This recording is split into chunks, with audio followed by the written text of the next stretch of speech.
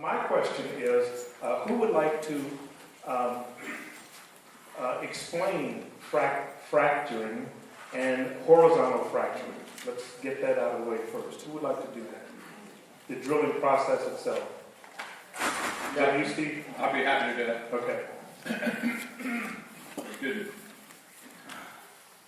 Typically in oil and gas well in the state of Ohio, what we've seen historically has been vertical wells. Over the course of the last 30 years, there's been a lot of technology that has improved to allow the drill bit then to be able to wander in a direction that you want it to go underneath, say, for example, a body of water or a house or whatever that you're trying to hit as far as a target. That technology has improved now to the point where in the course of the Barnett Shale development, they have taken and literally able to turn the bit over a 500-foot interval. Let's say, for example, you're at 6,000 feet is where your target zone is. At 5,500 feet, they can take the bit and literally turn it horizontally over that 500-foot interval and make a big arc. And that arc then goes, then your hole is going 90 degrees or parallel. And the concept is to stay in the formation that you're in. In this case, it would be a shale formation in the Barnett Shale. And so what they've done then is they've come out with casing that they run into that pipe, into that hole that they've finished. And these holes are 3,000 to 4,000 foot horizontal. So not only are you 6,000 foot deep, but you're 3,000 foot horizontal. And so now you're going to run 9,000 foot of casing into these wells.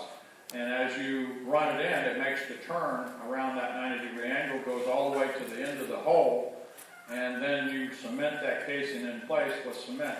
In a lot of cases it's cemented in Pennsylvania all the way back to the surface. And so the next step in the process is to perforate the casing. And so what they do is have what they call a pump down perforating gun.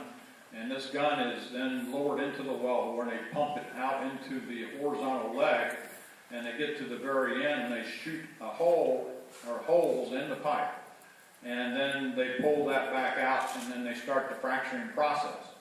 And the fracturing process consists of pumping an acid. A lot of times that acid is hydrochloric acid, and it goes into that perforations and breaks the formation down and then cracks the rock.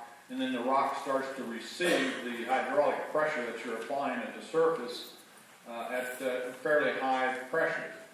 And so then you take sand, and you put it into that water stream, and the sand goes in very small concentrations, and then as you continue the job, you increase the sand concentrations. And effectively what you're doing is creating cracks in the rock that are filled with sand and water. And when you're done with that frac job on that zone, then you flow the water back out of the wellbore, and then the sand props open the crack, and then the natural gas has a way to come into the wellbore. The next step in that process is to run a plug down the hole, and you run a plug that goes down, and actually you set that plug on the wellhead side of the zone you just fractured, and you set the plug so nothing can get back into that zone you just fractured.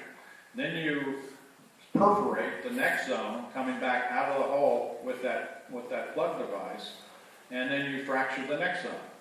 And that same process continues for as many as 9 or 10 stages, sometimes only 6. It kind of depends on what your targets are and where you're at in the section.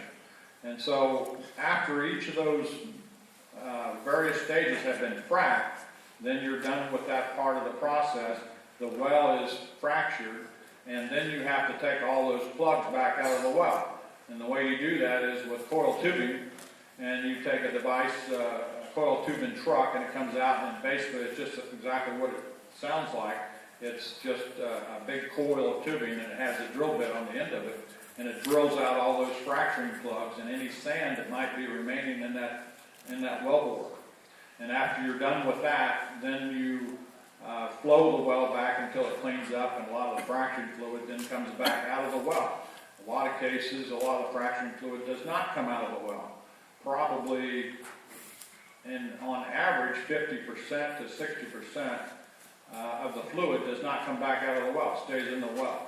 So you get approximately a third. But each one of these stages is designed around how big a frac job you want to have and how much money you want to spend, because sand and water and horsepower cost money.